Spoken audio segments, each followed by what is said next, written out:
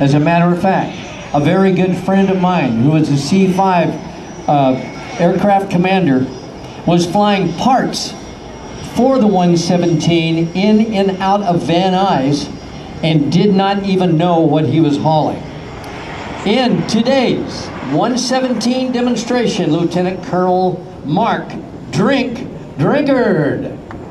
Boy, don't you know that that call sign has given him some reputation preceding him when he goes somewhere. Comes up. I want you to notice now, on the sound from the jet engine, it will sound very, very muted as compared to the F-18 Super Hornet.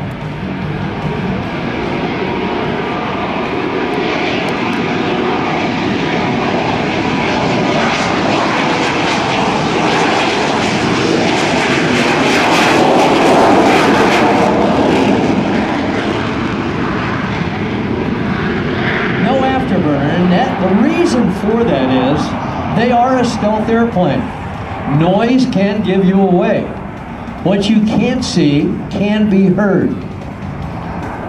But this airplane in the dark of night, I'll tell you what, it's there, it has let go with its ordnance, and you are no longer riding on top of your camel. 5 feet 11 inches.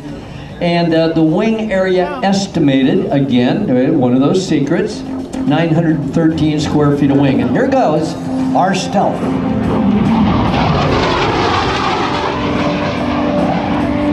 Go get 'em drink.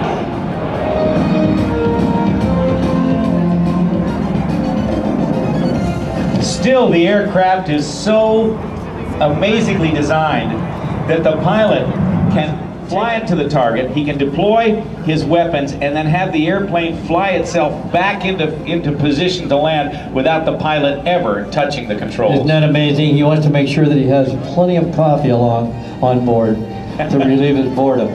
But that is true, and the programming on the airplane is just absolutely unbelievable.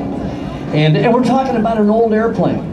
You know, this was like I said, one of the most closely guarded secrets in the inventory of the United States Air Force.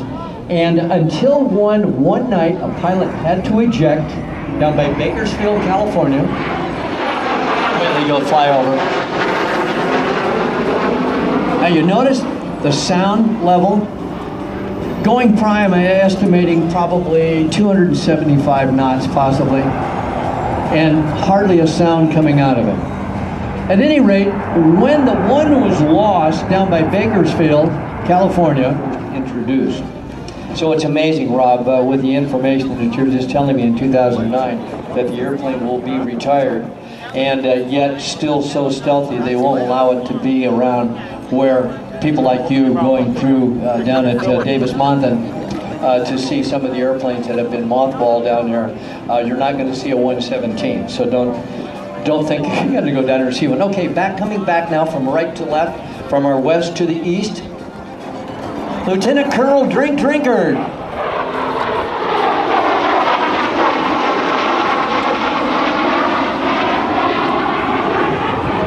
You think about the amount of RAM that's in it, and that ain't random.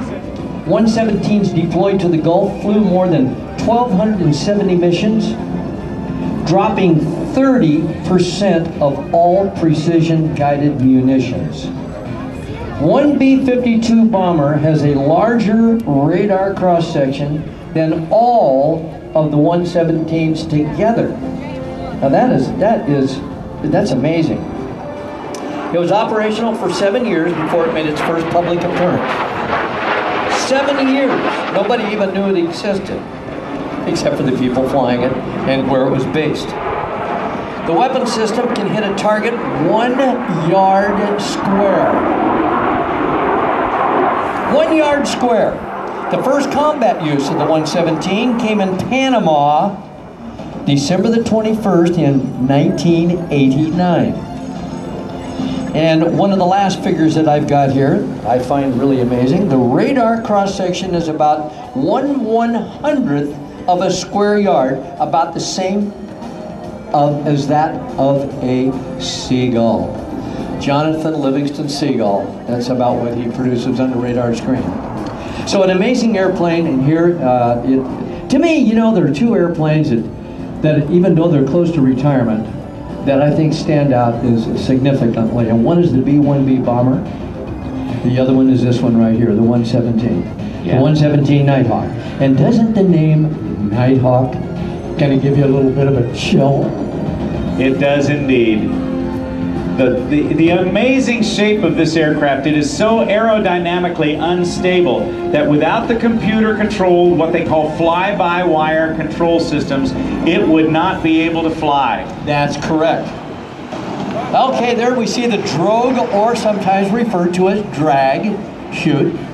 The airplane is so clean aerodynamically, it is very, very hard to get it stopped. And I don't know what the touchdown speed is, but I'm assuming it's somewhere around between probably 120 to 150 miles an hour.